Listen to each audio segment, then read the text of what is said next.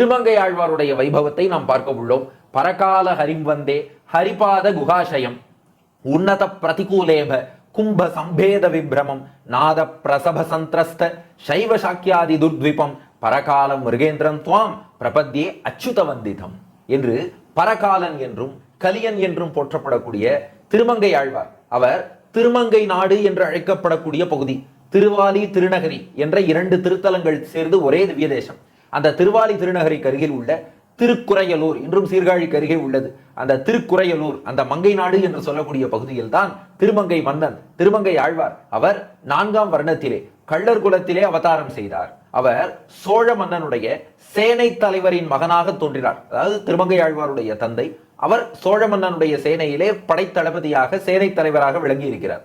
சரி, நம்ம திருமங்கை ஆழ்வார் எப்போது அவதாரம் செய்தார் என்றால் 398ஆம் ஆண்டு கலியுகம் தொடங்கி கலியுகத்தின் 398வது வருஷத்திலே நல வருஷம் 60 தமிழ் வருடங்களின் பெயர்கள் சொல்கிறோம் அல்லவா, அதுல நல வருஷத்திலே திருமங்கை ஆழ்வார் அவதரித்தார்.